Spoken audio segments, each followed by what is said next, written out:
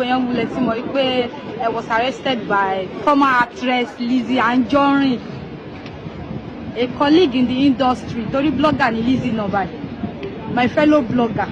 She's also a blogger.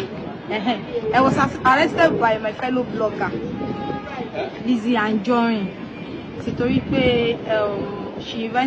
I went to a mall sometimes ago that don't report page unknowingly to me. Èmi rò bóyá tí mo bá lọ síbẹ̀ wípé ó máa release page mi tí ó report fún copyright. So ìgbà tí mo dé ọ̀dọ̀ ẹ̀ lọ́jọ́ yẹn tí mo ṣe débẹ̀ ló ti bẹ̀rẹ̀ sí ní live stream pé ìkan lára àwọn ọmọ tó máa ń bọ̀ ní social media Abike ó ti wá apologize nìkan. So I had to play along because I was thinking my page would be released. So ọjọ́ yẹn after the live, during live lọ́jọ́ yẹn ló ti sọ pé àìṣẹ́ wo ló ń ṣe, mo máa ra machine fún ẹ, mo máa ṣe gbá kan. Actually she promised to buy me industrial machine, but mo sọ pé no, manual machine ni mo fẹ́. Èmi mo sọ fún lọ́jọ́ yẹn pé manual machine ni mo fẹ́, pé mo fẹ́ industrial machine.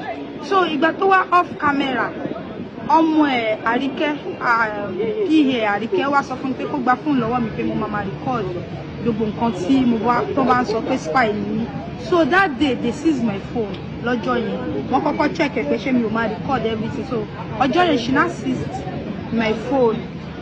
Off camera she was not like Abike o wípé òun máa ṣe normal fún mi o wípé owó tí òun fẹ́ fún mi àti machine yẹn wípé anybody tó bá ti wá fún òun ní social media ní kí n máa bá òun wá fún, wípé wọ́n máa add mi sínú group warriors. Wọ́n á sọ pé mo ti gbọ́ mà wípé kán ṣàbà mi ṣí page ẹ̀, ó ní kí n má wọlé pé òun máa ṣí page nígbà tí mo bá fi máa dé ilé. So sọ wípé òun máa fún mi ní owó every month. Dóò kó sọ in particular iye tó máa fún mi ní every month. Ó ní òun máa fún mi lówó every month. Àwọn fans ẹ̀ náà pé wọ́n máa ṣe normal fún mi wípé kí n má wọlé pé òun máa settle mi. Mo dẹ̀ sọ wípé kò sí problem. But ó specify pé especially Ìyábọ̀ Òjó wípé kí n máa wá fún Ìyábọ̀ Òjó, kí n máa add mi sínú WhatsApp group. Mo sọ pé mo ti gbọ́.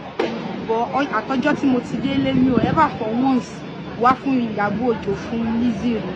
So mo wá di ọ̀tẹ̀ ní ìgbà tí Priscilla tó ṣe wedding tí mo post picture Ìyábọ̀ Òjó sí orí page tí mo sọ yí pé congratulations to you on your daughter's wedding, tí mo ṣàdúrà, tí mo tún post video wedding Priscilla náà. That was when she now sent me message pẹ̀lú fake account wípé ọ̀tá mi máa ṣorí burúkú ni àtàwọn ọmọ ẹ̀ torí kò kí ń ṣe mí. So ọjọ́ yẹn tó ṣe send message sí mi pé ọ̀dàlẹ̀ ni mí pé ọ̀tá mi máa ṣorí burúkú ni kìnnìkan. Ó tún send message náà sí mi ní WhatsApp náà pẹ̀lú another fake account, pẹ̀lú another WhatsApp line náà. WhatsApp line yẹn ó padà link mọ́ TikTok account kan tí mo rí, tí mo ti gbàgbé orúkọ TikTok account yẹn lọ. Picture ẹ̀ ni wọ́n fi ṣe profile TikTok account yẹn. Wọ́n fi ń ṣépè fún mi nínú profile pé èmi ọ̀dàlẹ̀ èmi kìnnìkan.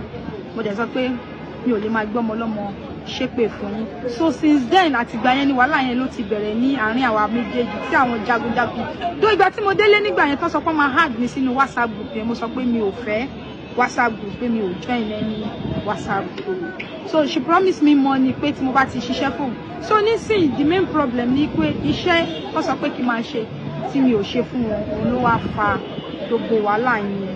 Ìgbà tí wọ́n bẹ̀rẹ̀ sí ní track mi, mo mọ̀ pé wọ́n track mi. So I told a date ọjọ́ tó máa pick me, I did a live video lórí Facebook pé wípé wọ́n track mi, pé mo dẹ̀ mọ̀ pé Lizzy ni ó ń track mi because every time ni location phone mi ló máa on. Different people náà ń pè mí, ẹlòmíì máa sọ yí pé àwọn wípé mo fáwọn ní nọ́mbà níbì kan kí n wá bá àwọn níbì kan, ẹlòmíì máa sọ yí pé àwọn fẹ́ gbéṣẹ́ fún mi. Mo dẹ̀ mọ̀ pé mi ò fún àwọn èèyàn ní nọ́mbà mi bẹ́ẹ̀ yẹn. So I knew Lizzy was the one doing the work.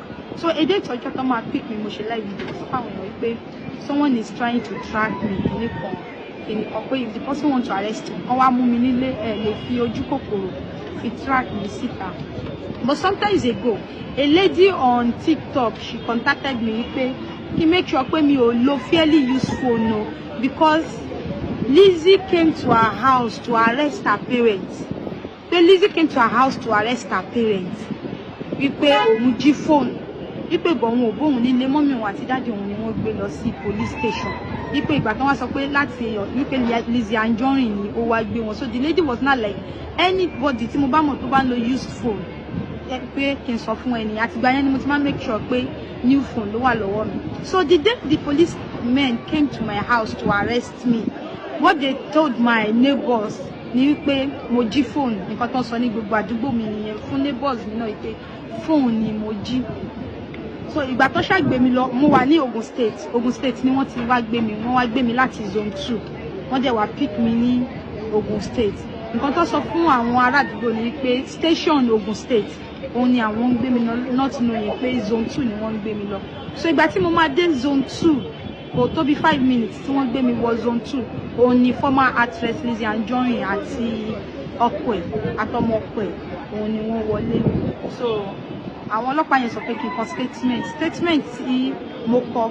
Àwọn náà ń sọ nǹkan tí mo máa kọ fún mi. So mo yarí pé mi ò lè sọ. You were not there when it happened. Statement nǹkan tó ṣẹlẹ̀ náà sọ pé ká kọ. Ẹ̀yin kọ́ lẹ máa sọ nǹkan tí mo máa kọ fún mi. So ìyẹn kọ́kọ́ fa ìjà náà.